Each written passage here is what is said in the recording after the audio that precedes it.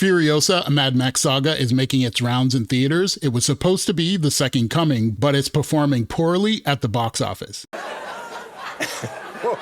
In this video, I'll tell you the top 5 reasons why Furiosa flopped and reveal the one change that studios need to make in order to get people back to the theaters. And Furiosa's budget has been so massively underreported, you're going to be absolutely shocked when you find out how much money this film actually costs to make. After the big world premiere at the Cannes Film Festival, which won over critics, there seemed to be a lot of hype leading up to the theatrical release of Furiosa, a Mad Max Saga. The film was projected to earn around $40 million plus over the long Memorial weekend, but audiences didn't show up. The Mad Max prequel barely edged out the Garfield movie, with Monday's estimates showing Furiosa only earned $26.3 million from Friday to Sunday and $32.3 million over the 4-day, making it the worst #1 movie over a Memorial weekend in almost 30 years. For those who really want this film to be successful, the slim victory might offer a glimmer of hope, but when taking into account a film's success or failure, you can't overlook its budget. Furiosa carries a staggering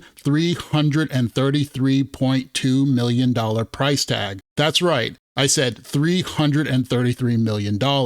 All this making Furiosa, a Mad Max Saga, the most expensive film in Australia's history. And based on this weekend's box office results, its chance of being profitable appears slim. Furiosa dropped to the #3 position behind the Garfield movie and If, which opened a week earlier on May 17th. These films should really be considered more like counter-programming than competition, because they have very different audience demographics, which means people just have no interest in watching Furiosa. But why? Why is Furiosa performing so poorly at the box office? How does a prequel to a cult classic with all the makings of a blockbuster, Mad Max creator George Miller at the helm, Anya Taylor-Joy as the lead, along with Chris Hemsworth, fall so short of expectations? First of all, Furiosa, a Mad Max Saga isn't a bad movie, but despite its positive reviews, it has some major problems with its pacing and storytelling. I'm not sure what George Miller was aiming to achieve here, but the first act is boring. You have to wait quite a while before you get to the Mad Max style action you paid to see. Also, the story has some very unsettling scenes,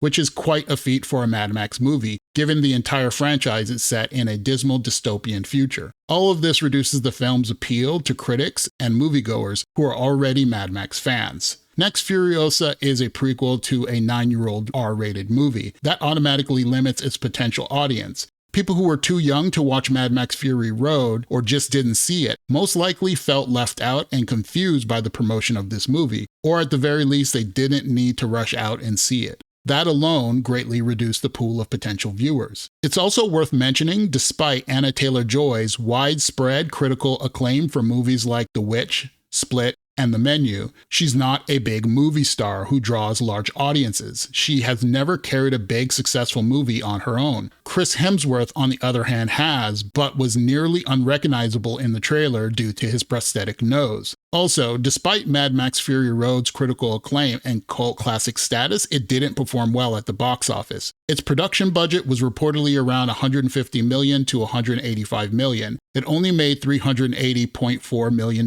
worldwide, which the studios have to share. That means Furiosa, a Mad Max Saga, was bound to only have a limited niche appeal with audiences. And that's exactly what we're seeing with many people giving it a positive rating as a film fails to bring in large audiences. Another reason given for Furiosa's failure that's been widely discussed online is that male audiences have grown tired of female protagonists, but I think the reason is more nuanced than that. What male audiences dislike is when a female protagonists are written to overshadow male protagonists, especially when it's an established and beloved franchise made popular by a male character. For the audience, it can feel like the female character is taking over the franchise from the male character, often without putting in the effort or earning the respect of the audience. For fans, it can come off like the beloved male character is only there to introduce the audience to the female character while he is regulated to a supporting role. We've seen this happen in Disney's Star Wars, the MCU, and Indiana Jones, just to name a few. Let's face it, the girl boss has become a trend in Hollywood in hopes that both men and women will go see an action movie franchise once primarily dominated by a male protagonist, and the cash would just come rolling in, but that didn't happen.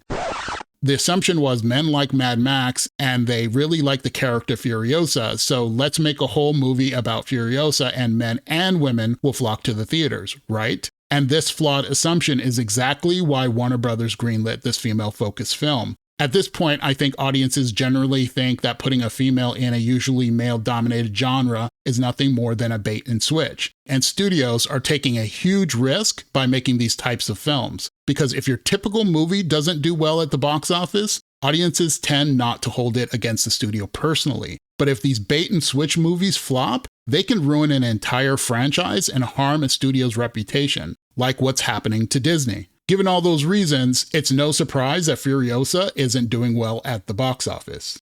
So tell me, what are your thoughts on why Furiosa: A Mad Max Saga flopped at the box office? Do you agree with the reasons that I talked about, or do you think it's something else entirely? Tell me your thoughts in the comments below because I really want to know what you think. And don't forget to like and subscribe to the Cinema Maverick channel for more content like this. Thanks for watching, and I'll see you in the next video.